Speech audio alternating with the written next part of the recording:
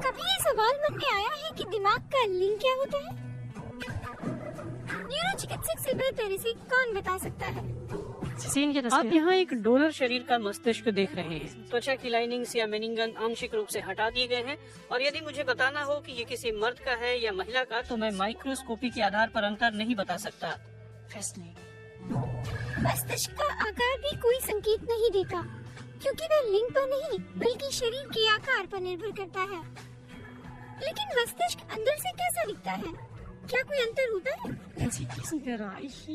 इस इलाके में देखा जा सकता है। महिलाओं के मामले में ये बालकन पुरुषों की तुलना में ज्यादा स्पष्ट और मोटे होते हैं, जहाँ ये इलाका अपेक्षाकृत पतला होता है, यहाँ की तरफ फूला हुआ नहीं।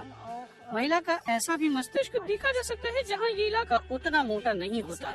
यहाँ भी आप ज्यादा अंतर नहीं कर पाते और इस संरचना के आधार पर साफ तौर पर नहीं कहा जा सकता कि पुरुष का मस्तिष्क है या महिला का। इंसानी शरीर के दिमाग में लैंगिक अंतर का पता करने के लिए सैकड़ों शोध हो चुके हैं। एक अंतर्राष्ट्रीय टीम ने इन सूचनाओं की तुलना की है। नतीजा ये है कि दोनों में समानता अंतर के मुकाबले कहीं ज्यादा है।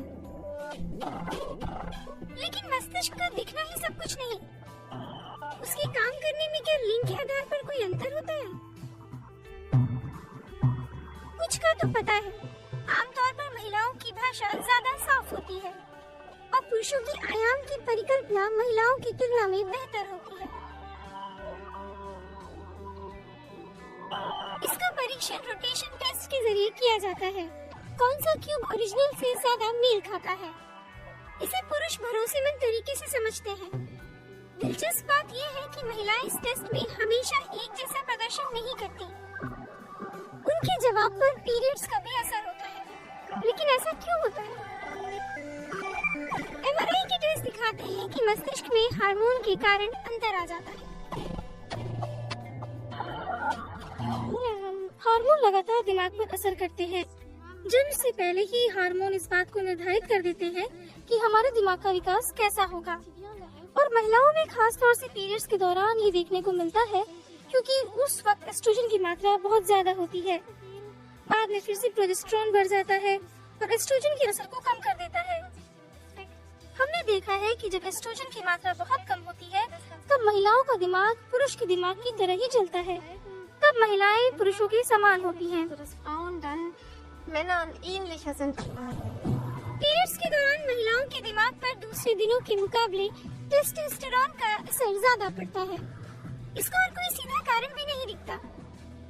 अब तक हुई रिसर्च के अनुसार महिलाओं और पुरुषों के दिमाग में अंतर है, लेकिन समानताएं भी हैं।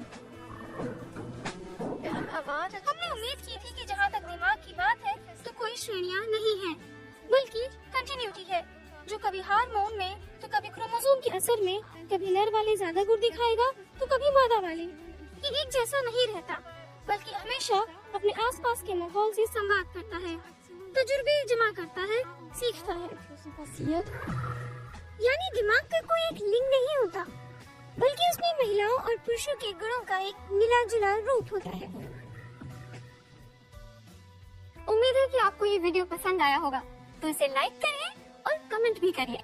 और हाँ, DW हिंदी को सब्सक्राइब करना मत भूलिए, ताकि आपको हमारे वीडियो मिले सबसे पहले। तो तुरंत दबाइए इस बटन को।